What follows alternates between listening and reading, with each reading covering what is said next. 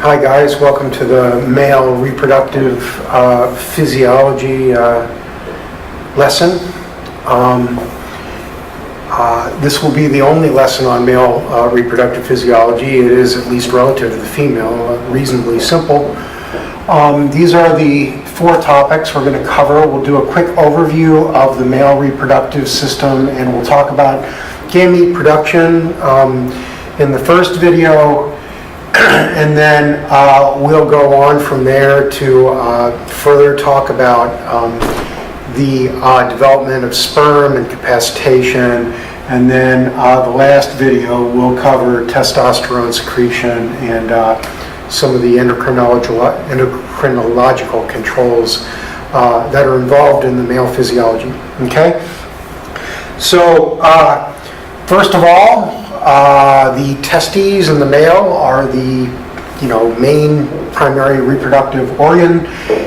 They are responsible for gamete production, that is sperm, and for androgen synthesis, primarily testosterone.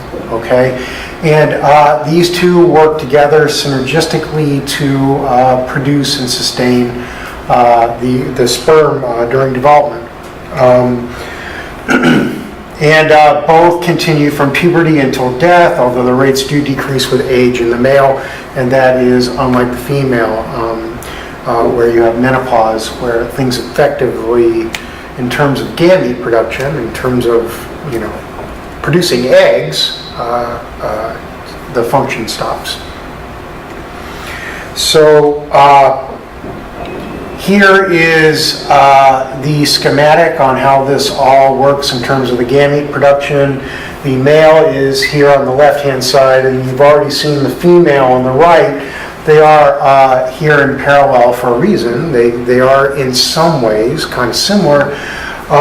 In the male, you start with your male primordial germ cell. These are produced early in development in the fetus, about the time that the fetus begins to make FSH and LH.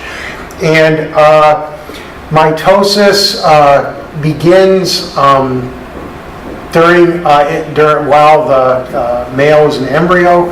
You can see, similar to the female, we're going to go through a round of some mitosis and then 2 rounds of meiosis to produce the gamete. The mitosis starts, but it's arrested in the fetus and does not continue until after birth. So we have our spermatogonium here, and mitosis continues after birth postnatally, that leads to meiosis, which actually isn't initialized until puberty. So we have our 2 rounds of meiosis, which are initialized at puberty, and they ultimately produce the spermatozoa, or the sperm, which are the male gametes. Okay.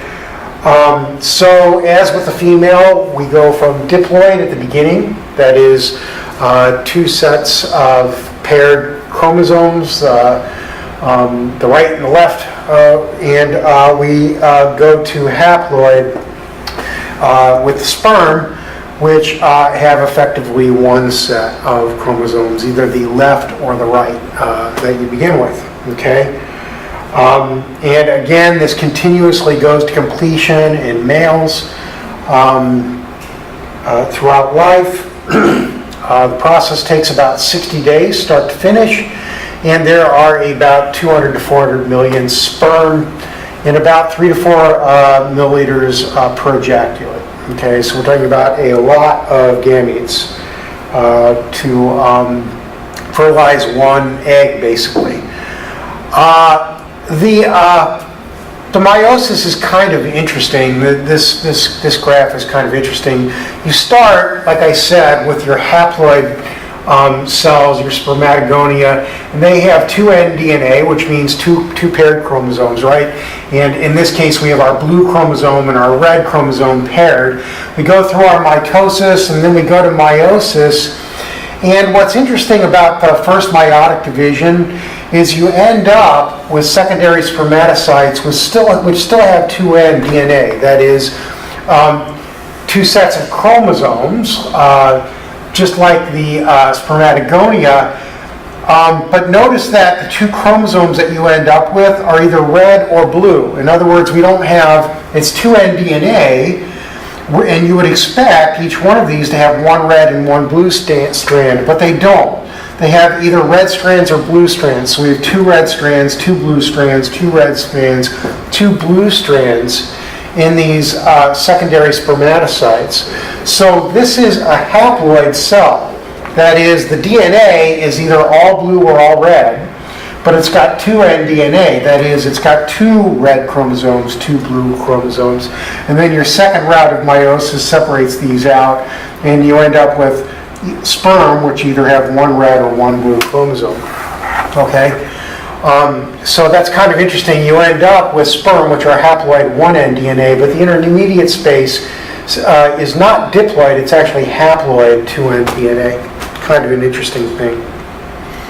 And you will note that you get one spermatogonium will produce 64 sperms, so you get quite a multiplication here. Okay, so that's gametogenesis in a nutshell. Thank you for your attention, and we will move on to the way that sperm acquire motility and acquire the ability to fertilize an egg in the next video.